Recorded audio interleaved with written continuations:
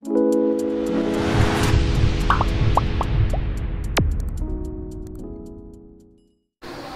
বিষয় 2024 সালের পঞ্চম শ্রেণীর দ্বিতীয় পর্যায়ক্রমিক মূল্যায়নের ইংরেজির প্রশ্ন এবং তার উত্তর। তোমাদের দ্বিতীয় পর্যায়ক্রমিক মূল্যায়ন বা সেকেন্ডারি টেস্ট আগামী আগস্ট মাসে অনুষ্ঠিত হবে। এই পরীক্ষায় তোমাদের পূর্ণমান থাকে 20, সময় হবে তোমরা 40 মিনিট। তোমাদের এর আগে সেকেন্ডারি টেস্টের বাংলার প্রশ্ন এবং উত্তর করিয়েছি, তোমরা যারা দেখোনি তাদের জন্য লিঙ্ক ডেসক্রিপশন বক্সে দেওয়া থাকবে, তোমরা সেখান থেকে দেখে নিতে পারো। তোমাদের এই প্রশ্নোত্তর পর্বের ক্লাসটি শুরু করার বলে রাখি, তোমরা যারা এই চ্যানেল নতুন আছো তারা অবশ্যই চ্যানেলটিকে সাবস্ক্রাইব করে দিও এবং পাশে থাকা বেল আইকনটি প্রেস করে দিও। তাহলে দেখে নাও তোমাদের প্রশ্নোত্তর পর্বের আগে তোমাদের সিলেবাসে ঠিক কোন কোন চ্যাপ্টার রয়েছে এবং সেখান থেকে কী টাইপের প্রশ্ন আসতে চলেছে। দেখো, সেকেন্ড ইউনিট টেস্টে যেটা রয়েছে সেটা হচ্ছে full moon is India, memory in marble, my school days, the clever monkey, the rebel poet, buildings to remember. এইগুলো তোমাদের সেকেন্ড ইউনিট টেস্টে ইংরেজিতে রয়েছে। এবার তোমরা দেখে নাও তোমাদের ইংরেজির প্রশ্নোত্তর ঠিক কেমন হতে পারে। দেখো, এখানে প্রথমে একটা সিন থাকবে, read the passage carefully and answer the following question. তো দেখো, এখানে একটা সিন আছে, এই সিন থেকে তোমাদের কিছু প্রশ্ন তোলা আছে, সেই প্রশ্নের উত্তরগুলো তোমাদের করতে হবে। দেখো, প্রথমে যেটা আছে the name of the priest was, তো এটা 1 নম্বরটা হবে না, এটা হবে ফাদার জন দ্য ক্রুজ। দেখতে পাচ্ছ এখানে লেখা আছে প্রিজ ফাদার জন দ্য ক্রুজ, বোঝা গেছে। এবার 2 নম্বর শাহজাহান ওয়াজ, শাহজাহান মুঘল এম্পায়ার, এখানে 3 নম্বর মুঘল এম্পায়ারটা ঠিক হবে। Land was donated to the church in the year 1633, দেখো তোমাদের এখানে লেখা আছে 1633, এটা হবে সঠিক উত্তর। অ্যান্সার দ্য কোশ্চেন ব্রিফলি, এখানে দেখো প্রথম প্রশ্ন হচ্ছে 1 নম্বর, তারপরে 2 নম্বর, তারপরে 2 নম্বর, টোটাল 5।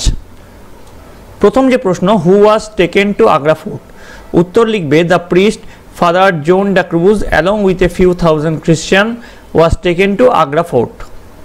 চলে আসি পরের প্রশ্ন, what was the order of the emperor, তোমরা উত্তর লিখবে the emperor's order was to punish the prisoners.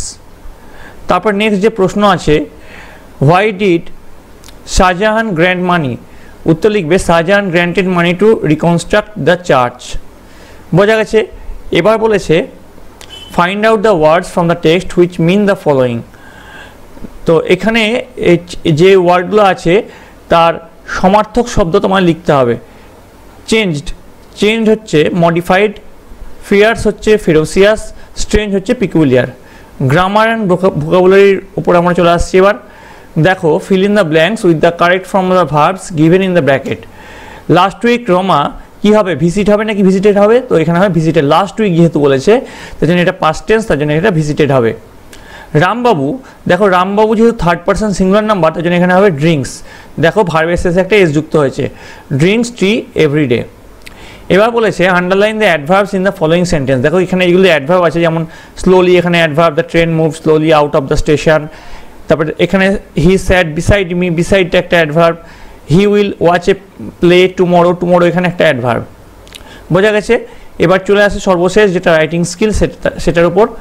Right a paragraph within 60 words on any one of the following topic, your school or Netaji Subhashchandra Basu. তো এখানে নেতাজি সুভাষচন্দ্র বসুটা লেখা হয়েছে। দেখো, Subhashchandra Bose was born in Bengali family on January 23, 1897 at Kotok in Orissa. From the beginning, reading was a passion with Bose and he was greatly influenced by the writing of Swami Vivekananda. He left and returned to Calcutta to work under C.R. Das, the Bengali freedom fighter. In 1921, Netaji organized a boycott of the celebration to mark the Prince of Wales' visit to India. This led to his being imprisoned. He raised the Indian National Army or INA or Azad Hind Fauj. His purpose was to defeat the British during the World War II. Netaji won an immortal place in Indian history. এইটুকু লিখলেই হয়ে যাবে। তো এই গেল তোমাদের ইংরেজির প্রশ্নপত্র।